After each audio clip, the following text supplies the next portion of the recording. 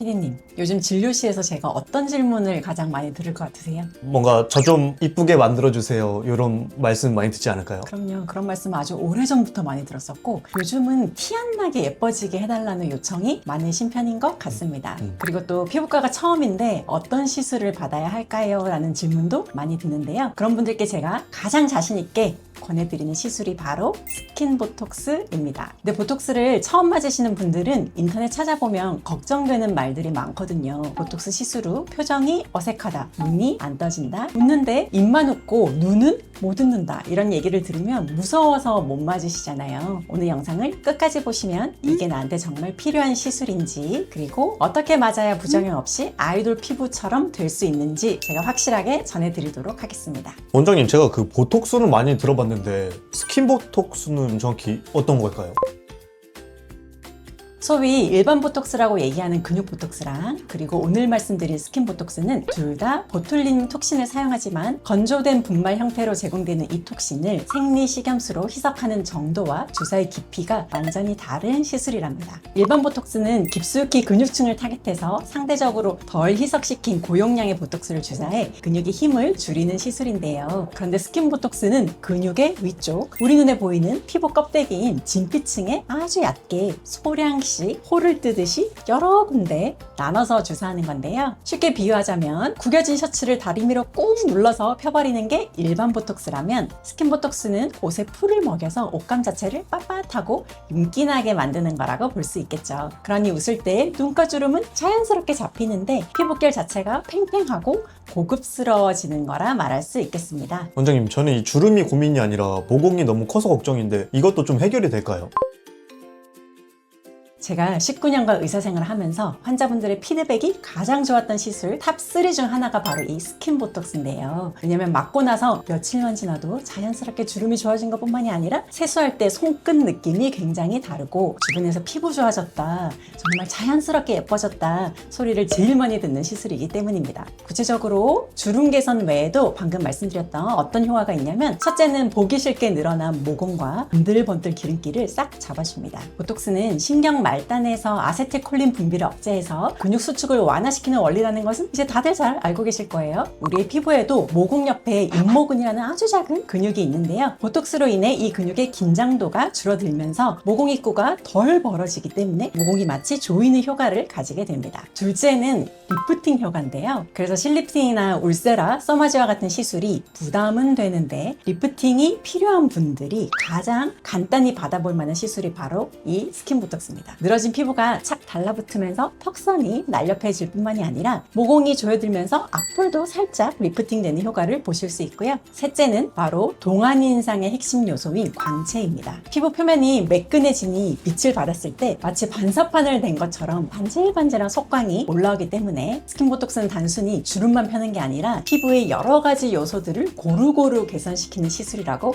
생각하시면 될 것 같습니다. 원장님, 그러면 이게 좀 어떤 사람들, 어떤 유형들이 맞으면 효과가 제일 좋을까요?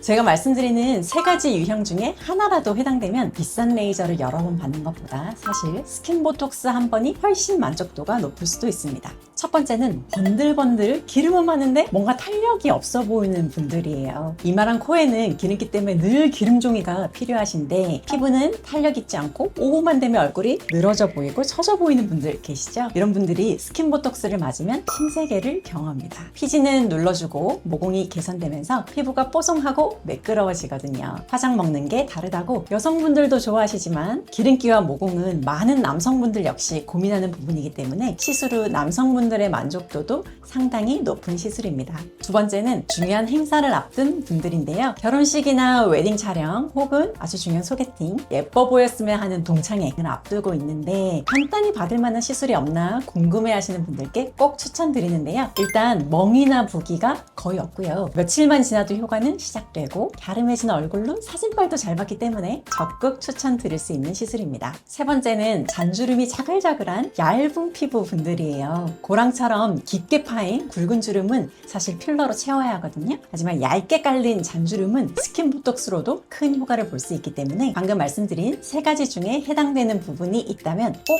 상담 받아보시길 권유드립니다. 이게 근데 제가 아프다는 얘기를 많이 들었는데 통증이 어느 정도인가요? 솔직히 스킨보톡스는 많이들 아파하시는 시술은 맞아요. 피부를 아주 얇게 자꾸 비트는 느낌이랄까요? 특히 이마나 볼처럼 상대적으로 좀 피부가 두꺼운 부위는 주사할 때 굉장히 좀 아픕니다.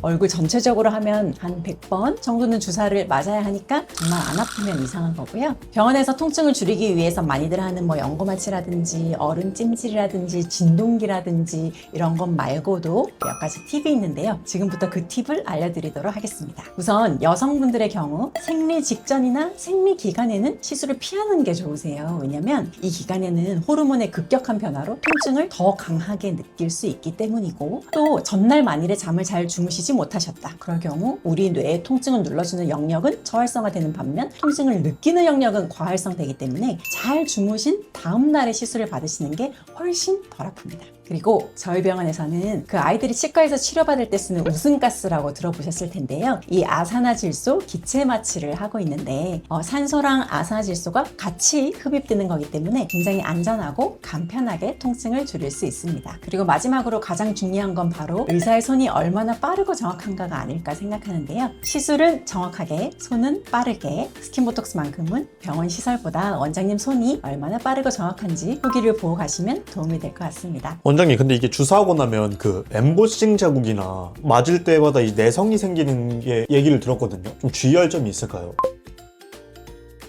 딱 두 가지만 기억하세요. 일주일 전이랑 3개월 주기. 목이 물린 것처럼 생긴 그 엠보싱은 피부가 얇은 층에 보톡스 용액을 주입하니까 튀어나오는 건데요. 보통 시술을 한두 시간만 지나고 가라앉고요. 사람에 따라 멍이 들거나 바늘 자국이 좀 생길 수 있긴 합니다. 그러니까 내일 당장 결혼식 등 너무너무 중요한 일이 있다. 이러면 시술을 미루시는 게 좋고, 최소 일주일 전, 또 넉넉하게는 한 2주 전에 오시면 가장 예쁜 얼굴로 행사장이나 예식장에 들어가실 수 있습니다. 둘째는 보톡스 내성 문제인데요. 스킨보톡스는 주사 한 포인트당 용량은 일반 보톡스에 비해 적지만 얼굴 전체에 여러 군데 주사하다 보니 총 용량이 꽤 많이 들어갑니다. 너무 짧은 간격으로 맞으면 우리 몸에서 항체가 생겨서 효과가 떨어질 수 있기 때문에 3개월 정도의 간격을 지켜주시는 게 좋고요. 내성이 많이 염려되거나 어린 나이에 보톡스를 시작하게 되는 경우라면 보톡스 내성의 원인이 되는 단백질 불순물을 제거한 순수 톡신을 맞으시는 걸 추천드립니다.